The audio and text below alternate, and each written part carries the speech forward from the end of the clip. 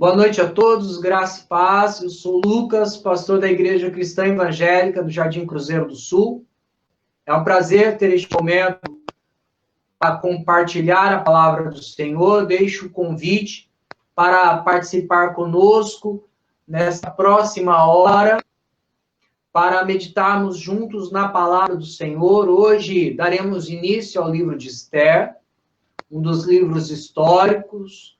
Recentemente, o Senhor nos permitiu meditar no livro de Esdras e Neemias, e o livro de Esther é contemporâneo aí aos acontecimentos do livro de Esdras e Neemias. Nós vamos nos localizar e, a partir do contexto histórico, tirarmos aplicações para as nossas vidas, tá bom? Então, eu faço o convite para que você permaneça conosco. Eu quero, neste momento, orar ao Senhor, agradecendo pela oportunidade que Ele nos dá de, mais uma vez, estarmos reunidos. Eu tive aí um período de férias, louvo a Deus pela liderança que continuou com as pregações nas quartas-feiras, no domingo. É maravilhoso poder confiar, estar tranquilo, por saber que há uma liderança madura, competente para pregar o Evangelho. E eu louvo a Deus por isso. Nós tivemos aí um período de descanso, foi bênção de Deus, mas a nossa missão é pregar o Evangelho e aqui estamos. Que o Senhor nos use para abençoar a vida dos irmãos.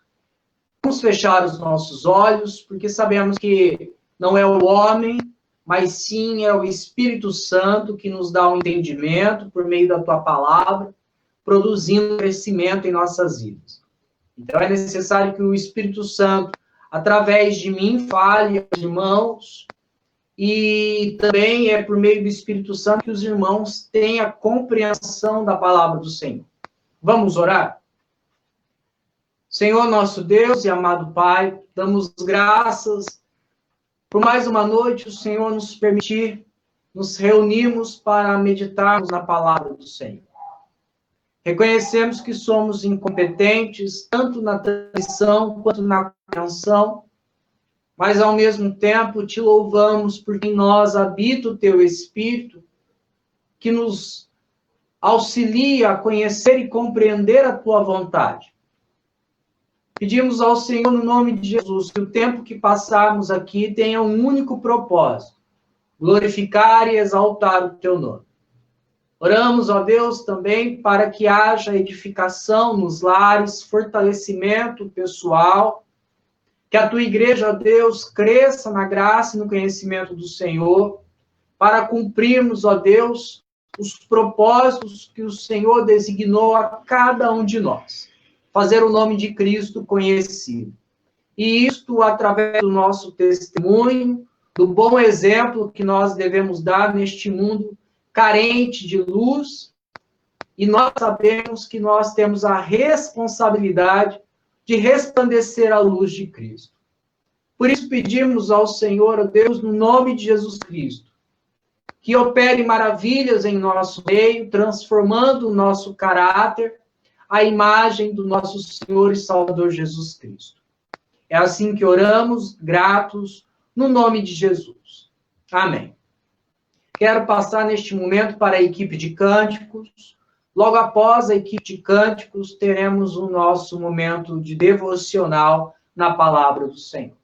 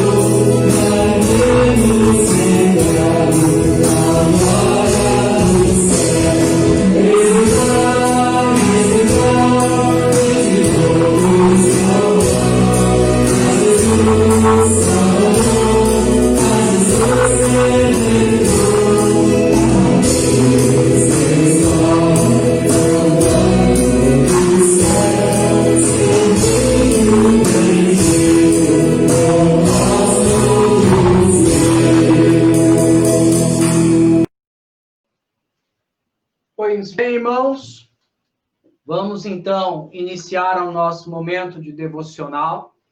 Mas como estamos iniciando o livro de Esther, é importante abordarmos algumas questões que vão nos ajudar a compreender o que estava acontecendo e, com isso, absorver maior os ensinamentos.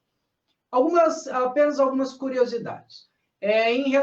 Eu já falei para os irmãos que o livro de Esther, Esdras e Neemias estão muito próximos um dos outros. Não apenas nas escrituras, aqui quando você muda as páginas, mas em questões de data. O livro de Esdras e Neemias, o foco dele é a cidade de Jerusalém, mostra como Deus restaura a identidade do povo na reconstrução do templo, dos muros, como o povo é restaurado como nação. No livro de Esther, nós vamos ver a intervenção divina de maneira que Deus preserva o povo de Deus. Olha só, Neemias e Esdras, o propósito é restaurar o povo.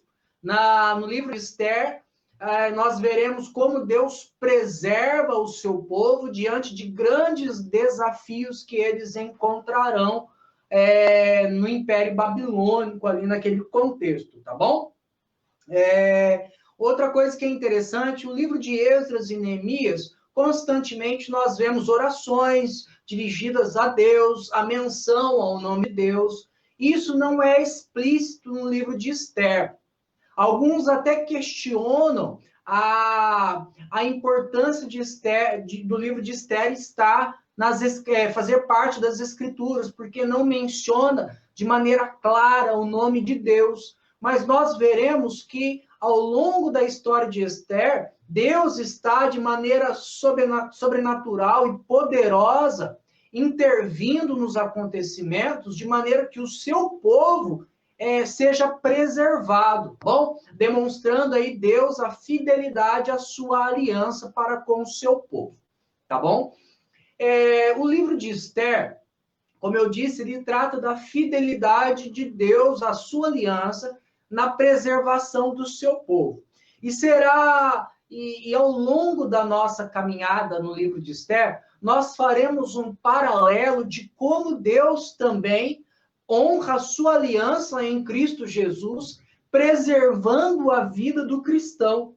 Nós, então, diante dos ensinamentos que veremos no livro de Esther, poderemos trilhar um caminho de confiança em Deus, mesmo diante de tempos difíceis, tempos desafiadores. Nós vemos que ao longo da história da igreja, a igreja foi constantemente perseguida, atacada, irmãos foram mortos, mas a igreja continuou crescendo.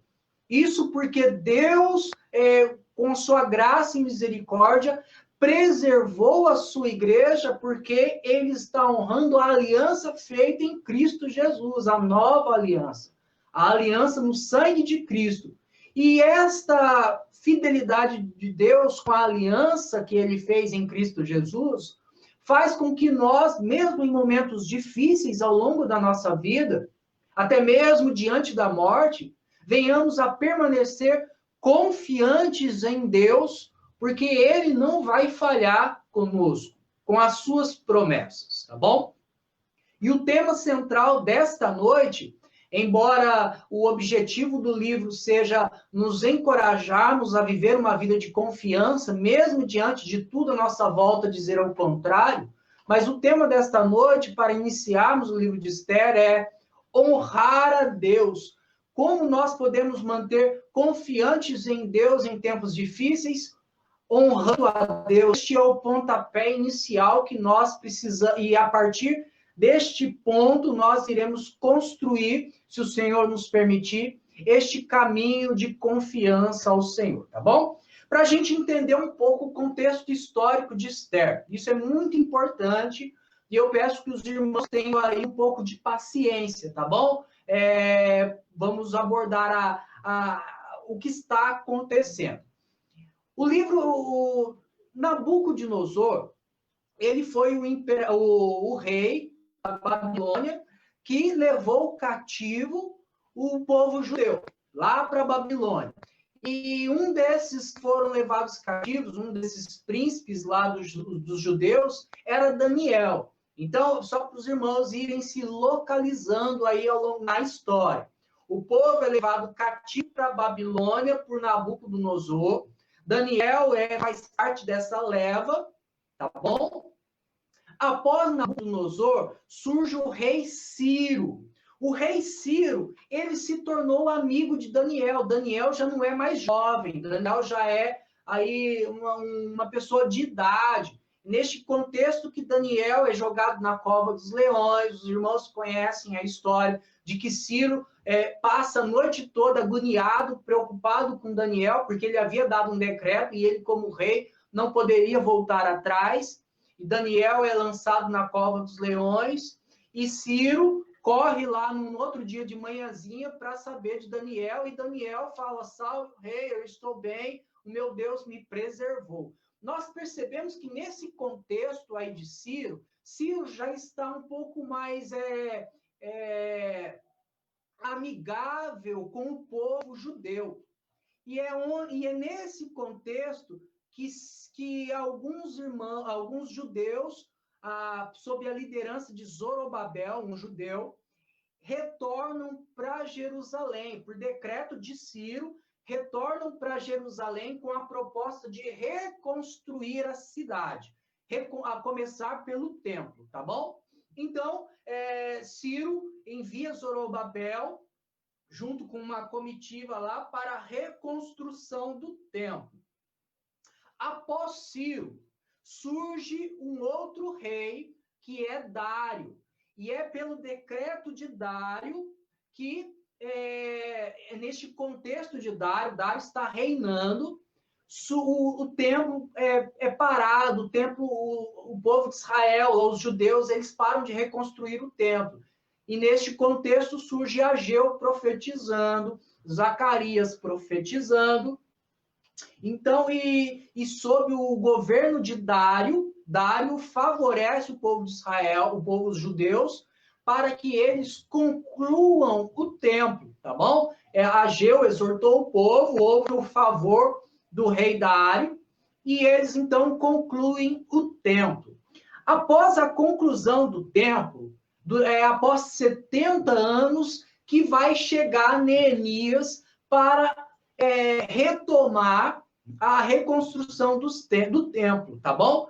Olha só, temos aí a conclusão do templo e após 70 anos, os muros serão concluídos. Então, temos aí um intervalo aí de 70 anos. Neste intervalo de 70 anos que se localiza o livro de Esther, tá bom? Mas antes, para a gente entender melhor ainda os detalhes do livro de Esther, após a conclusão do templo, quem está reinando é o rei Dário, tá bom?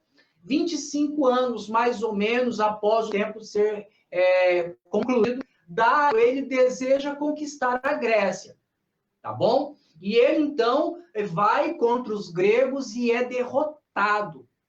O seu filho assume o seu lugar posteriormente. Quem é este filho de Dário? Assuero, ou Xerxes, tá bom? Então, Xerxes é filho de Dário e ele vai assumir o governo do império, tá bom? E Xerxes, ou Assuero, que é pai de Atarxerxes, que era o rei que favoreceu Neemias, Esdras, lembram da história que nós vimos? Então, Xerxes, ele assume o poder no lugar do seu pai, que tinha sido derrotado pelos gregos, e Xerxes tem o desejo de se vingar dos gregos, e ele, então, deseja preparar uma investida para conquistar a Grécia, para tentar novamente conquistar a Grécia, tá bom? Neste contexto, Assuero, ou Xerxes, ele vai reunir os principais, os líderes da nação, ali, os seus comandantes. Ele vai, durante um período aí de uns 6 meses, aí vamos pensar mais ou menos isso, de festas ao longo do povo, ao longo do seu reino. E o objetivo dessas festas, e isso está registrado no capítulo 1 de Esther, que nós vamos meditar, o objetivo dessa festa é levantar a moral da nação, porque recentemente eles haviam sido derrotados pelos gregos. Então, antes de Xerxes ir novamente contra o Império Grego, contra os gregos, ele então deseja levantar a moral, encorajar a nação, e com isso ele então realiza uma grande festa, demonstra o seu poderio bélico, as suas riquezas, para que o povo se sinta amparado. Não, a gente tem condições de vencer os gregos. Nós não estamos indo para a guerra de qualquer jeito. Nós temos aí recursos para uma batalha, tá bom? E nesta festa, Xerxes convida a sua esposa Vasti para se apresentar ao povo, para que o povo veja a beleza da sua esposa. E é nessa situação que Vasti se recusa a se apresentar ao povo. E com isso ela desonra o próprio rei. Olha só, o rei está tentando levantar a moral do povo e a sua própria esposa o desonra diante do povo. Isso foi algo muito grave. E Xerxes, então, recorre aos conselheiros e eles falam, olha, você tem que tirar a Vasti de rainha principal, ela tem que deixar de ser rainha, porque ela desonrou. Nós veremos um pouco mais sobre isso. E logo após esse evento, o Xerxes, então, vai para guerrear contra os gregos. E os irmãos já viram aquele filme Os 300, que fala sobre a história dos espartanos, os 300 espartanos que conseguiram resistir durante um período ali o Império Babilônico. Também tem o outro filme dos 300 que conta a batalha lá no mar, lá na região de Salamis, onde a frota do Império Persa é derrotado também. Então, esse é o contexto, tá bom? Quem está reinando neste contexto do Império Persa é o Assuero, o Xerxes. E ele volta derrotado. Ele volta derrotado para o Império, e neste contexto de derrota, ele estabelece um momento de escolha para uma nova rainha. E ela será Esther. Tá bom? Nós entendemos de uma maneira muito panorâmica o contexto de Esther. Hoje nós vamos focar no capítulo 1, que é este período de festas e a desonra de Vasti para com o seu rei. E nós veremos como é importante nós, como cristãos, assumirmos a responsabilidade de honrar o nosso Deus, porque há muitas coisas envolvidas. Vasti trouxe uma grande desonra a toda a nação. E nós, como cristãos, precisamos entender que devemos honrar ao nosso Deus para não desonrá-lo diante do mundo e nem mesmo diante da própria igreja, tá bom? Então, esta é a proposta para esta noite. Vamos lá para a leitura do capítulo 1 de Esther. Diz assim: nos dias de Assuero, o Assuero que reinou desde a Índia até a Etiópia, sobre os 127 províncias, naqueles dias, assentando-se o rei Assuero no trono do seu reino, que está na cidade de Suzã, no terceiro ano do seu reinado, deu um banquete a todos os seus príncipes e seus servos, no qual se representou o escol da Pérsia. O escol da Pérsia é os melhores, a elite, tá bom? E média. E os nobres e príncipes das províncias estavam perante ele. Então mostrou as riquezas da glória do seu reino e o esplendor da sua excelente grandeza por muitos dias, por 180 dias. Olha só, Xerxes está mostrando o seu poderio à nação. Passado esses dias, deu o rei um banquete a todo o povo que se achava na cidadela de Suzã, tanto para os maiores como para os menores, por 7 dias, no pátio do jardim do Palácio Real. Havia tecido branco, linho fino e estofas de púrpuras atados com cordões de linho e de púrpuras e argolas de prata, e as colunas de alabastro. A armação dos leitos era de ouro e de prata, sobre um pavimento de porfiro, de mármore, de alabastro e de pedras preciosas. Dava-se-lhes de beber em vasos de ouro, vasos de várias espécies, e havia muito vinho real, graças à generosidade do rei. Bebiam sem constrangimento, como estavam prescrito, pois o rei havia ordenado a todos os oficiais da sua casa que fizessem segundo a sua vontade de cada um. Também a rainha Vasti deu um banquete às mulheres na casa real do rei Assuero. Ao 7º dia, estando já o coração do rei alegre do vinho, mandou a Meumã, Bitstam, Arbonã, Bigtã, Abagtá, Zetá e Carcas, os 7 eunucos que serviam na presença do rei Assuero, que introduzissem à presença do rei a rainha Vaste, com a coroa real, para mostrar aos povos e aos príncipes a formosura dela, pois era em extremo formosa. Porém, a rainha Vaste recusou vir por intermédio dos eunucos, segundo a palavra do rei, pelo que o rei muito se enfureceu e se inflamou de ira. Então o rei consultou os sábios que entendiam dos tempos, porque assim que se tratavam os interesses do rei na presença de todos os que sabiam a lei e o direito, e os mais chegados a ele eram Carzena, Setar, Admata, Tarsis, Meres, Marcena, Memucã, os 7 príncipes dos persas e dos medos, que se avistavam pessoalmente com o rei e se assentavam como principais no reino, sobre o que se devia fazer segundo a lei a rainha Vaste, por não haver ela cumprido o mandato do rei Assuero por intermédio dos eunucos. Então disse Memucã na presença do rei e dos príncipes: a rainha Vaste não somente ofendeu ao rei, mas também a todos os principais e a todos os povos e há em todas as províncias do rei Assuero. Porque a notícia do que fez a rainha chegará a todas as mulheres, de modo que desprezarão seu marido quando ouvirem dizer: mandou o rei Assuero que introduzissem a sua presença a rainha Vaste, porém ela não foi.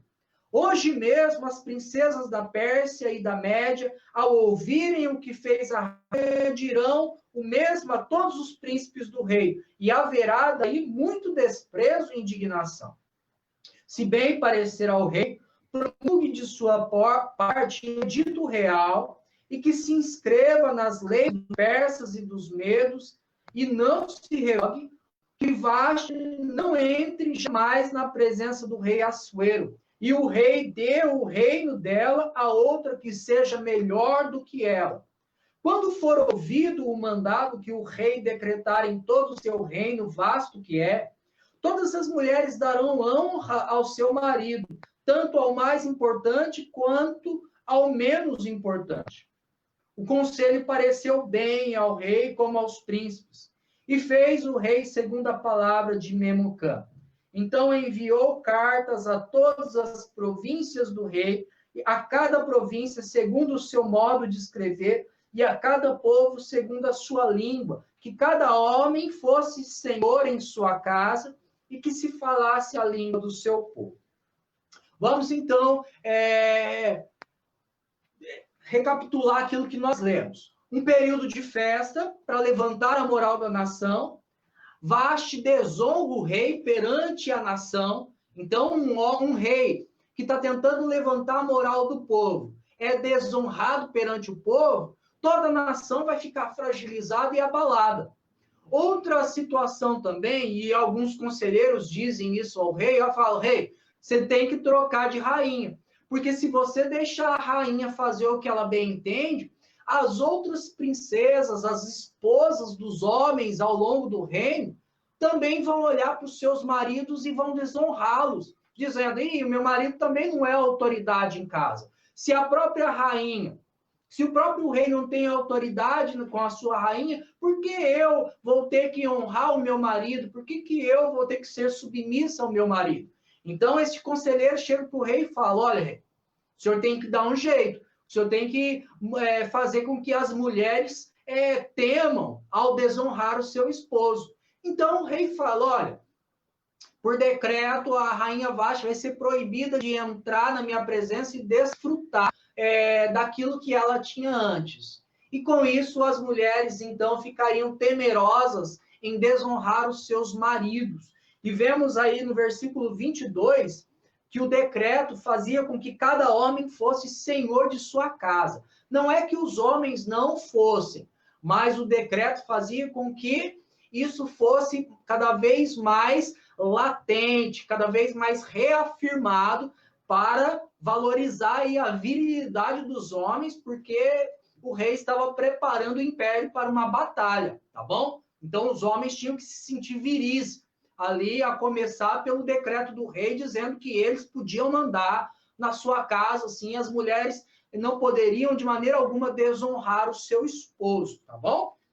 Então, diante de que nós vimos, quais são as lições que nós podemos tirar para nós como igreja hoje, uma vez que nós não temos, não somos judeus, não estamos no Império Persa ali nesse contexto. Poderíamos falar sobre a submissão da mulher, sobre a autoridade do homem, mas eu não quero entrar nesta questão, neste mérito. Isso podemos fazer em outra oportunidade. O que eu gostaria de enfatizar nesta noite é sobre o mau exemplo de Vaste e o impacto que isso causaria no reino da Babilônia, no reino persa. E, ao mesmo tempo, como a nossa atitude, a nossa postura como cristão pode desonrar o nosso Senhor e Salvador Jesus Cristo, como nossa postura de insubmissão, insolência, pode trazer prejuízos ao nome de Cristo e a toda a igreja e ao cristianismo, tá bom? Então, eu gostaria de destacar 3 características de um cristão de honra. Você quer saber se você é um cristão honrado, se você está caminhando, está trilhando o caminho da honra ao seu Senhor e Salvador Jesus Cristo? Então, eu destaco 3 características que nós precisamos ter se nós queremos, de fato, honrar o nosso Deus. A primeira característica de um cristão de honra é ele reconhece sua identidade, ele sabe quem ele é, ele sabe que foi escolhido pela graça e misericórdia de Deus. Olha, Vaste, ela tinha que entender, peraí, eu sou uma rainha escolhida pelo rei, então eu tenho que honrar o meu rei, eu poderia ser qualquer mulher, mas o rei me escolheu. Longe de eu querer comparar o rei Assuero com Deus, com Cristo, mas o que eu estou querendo dizer é que a nossa postura muitas vezes se assemelha à postura de Vaste, de desonrar o nosso Deus, de menosprezar aquilo que Deus fez na nossa vida em Cristo Jesus. E o que ele fez? Nos escolheu pela sua graça e misericórdia. E ele deu um propósito a nós, que é resplandecer a luz de Cristo. Nós antes éramos trevas, e hoje nós somos luz, pela graça e misericórdia do nosso Senhor e Salvador Jesus Cristo. Ele estendeu as suas mãos a nós, ele nos chamou das trevas para a sua maravilhosa luz. Lembra o que está escrito em 1 Pedro, capítulo 2, versículo 9 ao 10? Vós sois raça eleita, sacerdócio real, nação santa, povo de propriedade exclusiva do Senhor, com o propósito de resplandecer a luz daquele que vos chamou das trevas, tá bom? Vós que não erais povo, mas agora sois povo de Deus. O apóstolo Pedro está falando, olha, vocês não eram dignos. Nós não éramos dignos de estar na presença do Senhor, de sermos chamados noiva do Cordeiro. Nós não éramos dignos de fazer parte do reino de Deus. Mas o Senhor, na sua graça e na sua misericórdia, estendeu as suas mãos e lá na cruz do Calvário, nos deu uma nova identidade em Cristo Jesus.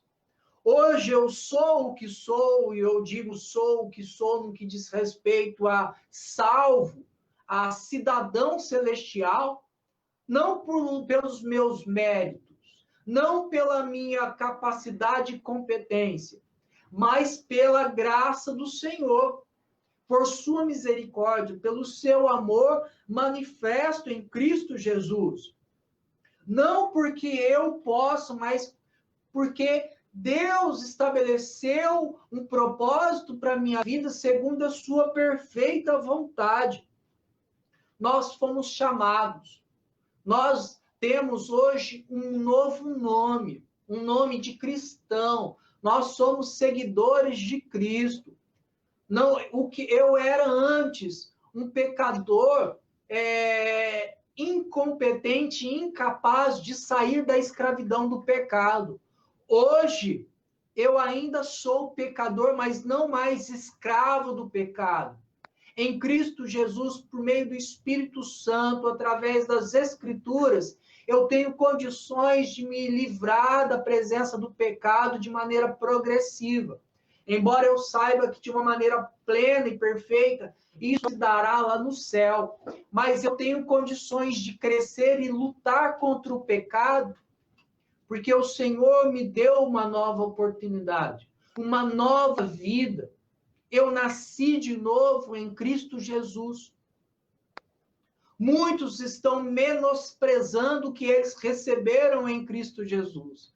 Muitos estão desdenhando da identidade de cristão, a semelhança de Vaste, que menosprezou a escolha que o rei Assuero fez, fazendo a rainha para desfrutar dos benefícios que ela tinha.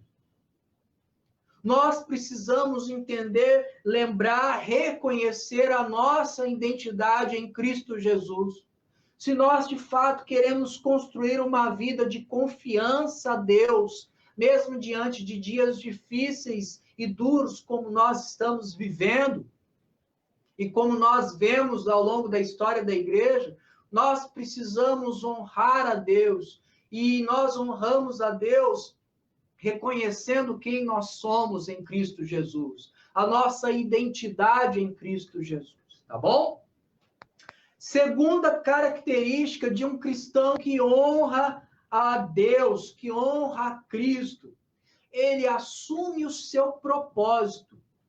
Ele sabe quem ele é, ele sabe que hoje ele tem uma luz que brilha, da mesma forma lá que Vaste tinha a sua beleza e formosura, nós como igreja também temos a nossa beleza e formosura, que é a imagem de Cristo, para um propósito muito específico, que é fazer o nome do Senhor conhecido a todas as nações. Assuero queria mostrar às nações, aos povos, ao seu reino, a beleza da sua esposa. Deus deseja manifestar a igreja neste mundo de trevas para mostrar a beleza de Cristo Jesus, a luz de Cristo Jesus. Este é o nosso propósito. O nosso propósito não é manifestar a nossa beleza, porque nós somos podres e corruptos em nosso coração. Mas nós, através de uma vida de obediência, temos condições de manifestar a luz de Cristo às pessoas à nossa volta. Nós estamos em evidência, as pessoas estão olhando para nós.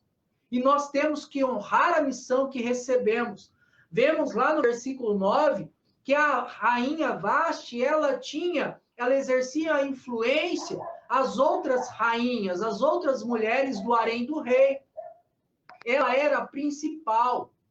E nós precisamos entender que da mesma forma em que a rainha Vaste exercia influência sobre as mulheres do reino, nós também, como cristãos, devemos exercer influência de maneira positiva neste mundo que está em caos.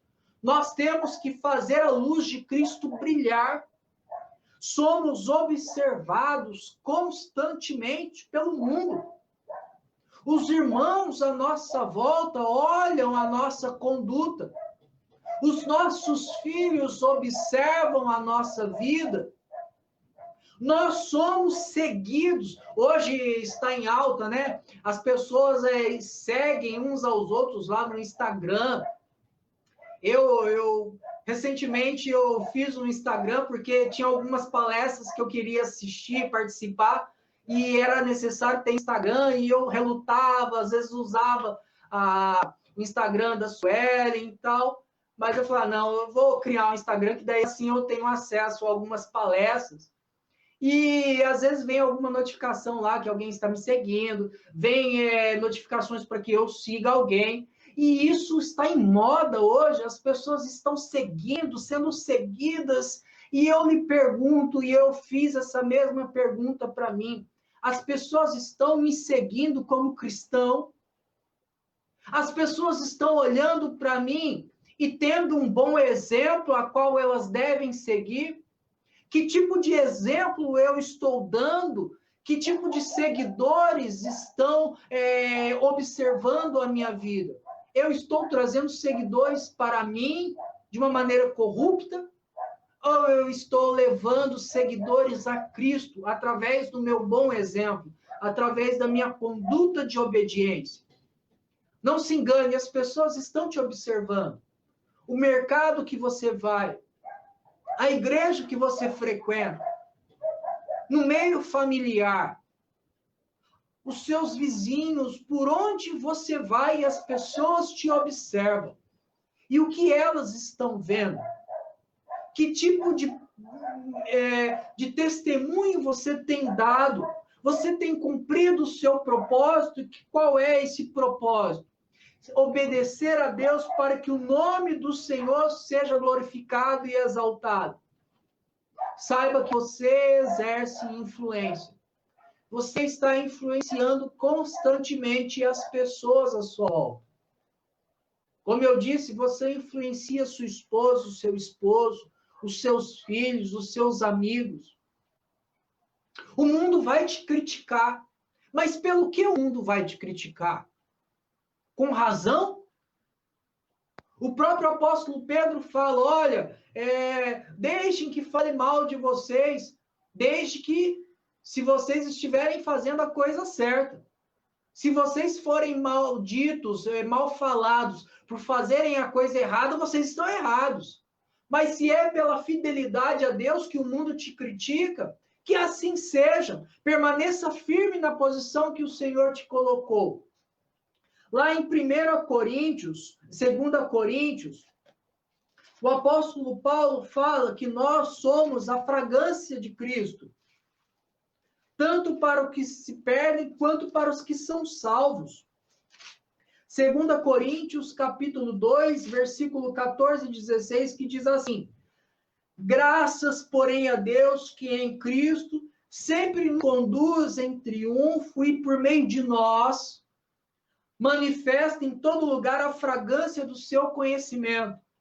Porque nós somos para com Deus o bom perfume de Cristo, tanto nos que são salvos, como nos que se perdem. Para os que se perdem, cheiro de morte, mas para os que são salvos, aroma de vida.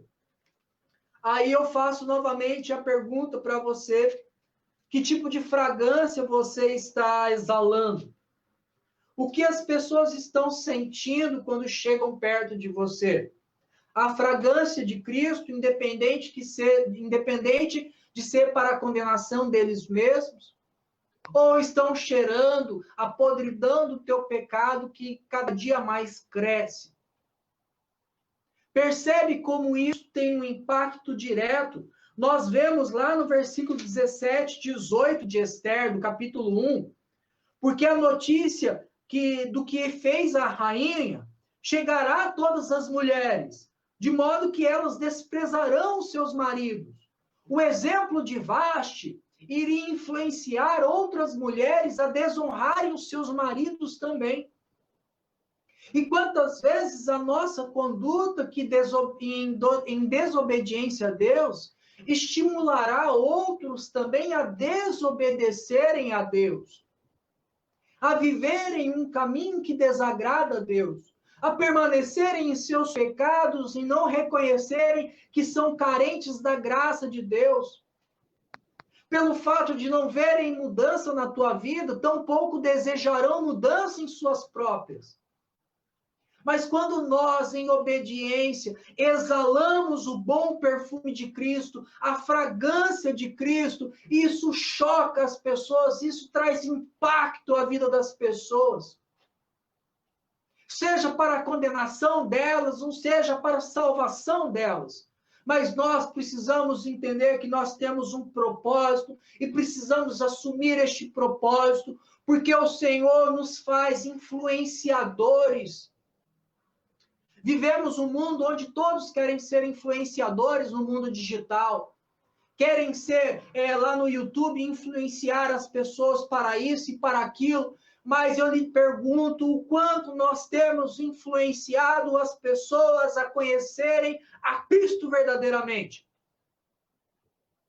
O quanto a nossa postura, o quanto a nossa conduta, de fato, tem chamado a atenção das pessoas para que elas reconheçam que são pecadores e carecem da graça de Deus. O quanto nossa mudança de vida, nossa vida íntegra e fiel ao Senhor tem encorajado a outros irmãos a renunciarem cada dia mais às suas próprias vidas e cumprirem as suas missões, a sua missão, o seu propósito de vida de resplandecer a luz do nosso Senhor e Salvador. Nossa vida de obediência é que deve influenciar as pessoas. Porque quando nós desobedecemos e transgredimos a lei de Deus, nós não estamos invisíveis. O mundo está olhando para nós. As pessoas próximas de nós estão nos vendo.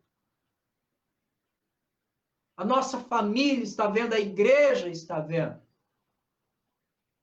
O quanto você tem influenciado positivamente por meio da obediência ao propósito que Deus te deu.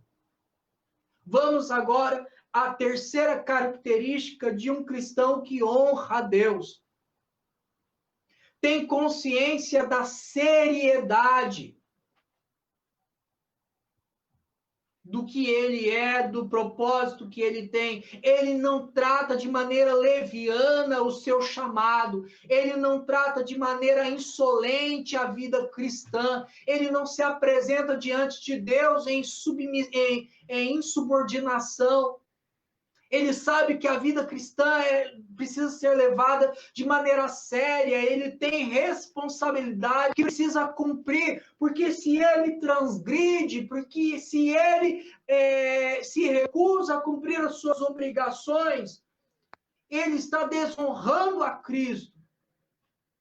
Da mesma forma, lá no versículo 16, quando aquele conselheiro diz ao rei, a rainha não apenas desonrou e ofendeu o rei, mas também a todos os príncipes e todos os povos que há em todas as províncias do rei Assuero. A nossa conduta pode desonrar a Cristo, trazer consequências à igreja, e trazer consequências ao cristianismo. Por que o nome de Deus é blasfemado? Porque muitos estão dando mau testemunho. Muitas igrejas locais hoje estão sendo ridicularizadas porque lá existem membros que negam o nome de Cristo, que não representam a Cristo como deveriam. Ser crente como aquele irmão daquela igreja, falar de Deus, mas fazer isso ou aquilo. Da mesma forma que Vaste desonrou todo um reino, a nossa conduta desonra o reino de Deus. Nós precisamos entender que através da nossa vida honramos a Deus ou trazemos blasfêmia contra o nome de Deus. Através da nossa vida encorajamos irmãos ou trazemos sofrimentos à igreja. Nós não estamos deslocados, separados, nós fazemos parte de um corpo. Quando um está doente, todos estão enfermos. O meu pecado traz malefícios à igreja, eu preciso entender a seriedade disso. De que eu estou inserido num corpo. E eu preciso viver uma vida de santidade, de saúde espiritual. Para honrar o nome do Rei. Para não trazer desonra à igreja a qual eu sirvo. para não fazer que o cristianismo seja banalizado através da minha conduta. Nós precisamos tratar a vida cristã com seriedade. Vashti não levou isso em consideração. Vashti não percebeu que a desonra dela ao rei traria grande desonra a toda a nação. Ela deu com os ombros e foi penalizada por isso. Nós precisamos entender que nós devemos honrar a Deus, cumprir o nosso propósito, porque é sério. Existe muita coisa em jogo, almas, o nome de Cristo. Romanos, capítulo 2, versículo 24, o apóstolo Paulo fala: por causa de vós, o nome de Deus é blasfemado entre os gentios. E quantas vezes as pessoas estão tratando Deus e Jesus, o nosso Senhor, de maneira banal, porque a nossa vida banaliza. O próprio Senhor Jesus está registrado lá em Mateus, capítulo 18, versículos 6 e 7, fala que é inevitável que venham os escândalos, mas ai por meio daquele que vier o escândalo. Eu preciso entender que eu carrego o nome de Cristo, não meu. O meu pode ser desonrado. Se não fosse a graça de Cristo, eu não teria honra alguma. Mas a honra que eu tenho é honrar o meu Senhor. É fazer com que as pessoas conheçam a Cristo através da minha obediência e submissão e mudança de vida. Nós não podemos tratar com leviandade aquilo que recebemos de maneira maravilhosa, graciosa e ao mesmo tempo tão dolorosa na cruz do Calvário. Nós não podemos tratar com insignificância a identidade que nós temos, porque somos cristãos, somos servos do Deus Altíssimo. E por onde nós vamos, levamos a bandeira da cruz de Cristo. Devemos cumprir o nosso propósito. Mas precisamos encarar isso com tamanha seriedade. Quando pecarmos, nos humilharmos na presença do Senhor, buscarmos reparar os danos que forem possíveis, para que o nome do Senhor não seja desonrado. Aí eu lhe pergunto, o quanto você tem tratado a tua vida cristã com seriedade? Você quer ser um cristão de honra? Reconheça quem você é, a sua identidade. Assuma o seu propósito, manifestar a luz de Cristo. E tenha consciência da seriedade que você leva o nome de Cristo e não o seu. Amém? Eu quero, neste momento, fazer uma oração ao Senhor, para que o Senhor nos ajude a não nos parecermos com a Vashti. Porque, infelizmente, existem muitas Vashtis no meio do povo de Deus. Mas que sejamos cristãos que honram ao Rei a qual nós servimos. A este Rei perfeito, maravilhoso, majestoso, que em sua graça nos resgatou das trevas e nos trouxe para a sua maravilhosa luz. Amém? Vamos orar? Senhor, nosso Deus e amado Pai, damos graças ao Senhor pela Tua palavra, por sermos confrontados por ela. Sabemos, ó Deus, que infelizmente muitos cristãos estão desonrando o nome de Cristo, dando mau testemunho. Muitas vezes nós caímos nestes mesmos erros que Vashti caiu. Nos ajude, Senhor, a construirmos, ó Deus, na dependência do teu Espírito e em obediência à tua palavra, a construirmos uma vida cristã que honra de fato a ti. Não nos deixe, ó Deus, esquecer quem nós somos, o que nós devemos fazer e quão grande obra o Senhor confiou a nós. Fortaleça a tua igreja, Senhor. Fortaleça-nos, ó Deus, para lutarmos cada dia mais contra o pecado. Nos ajude a reparar os danos que temos causado contra a tua igreja, contra o cristianismo, contra o Senhor.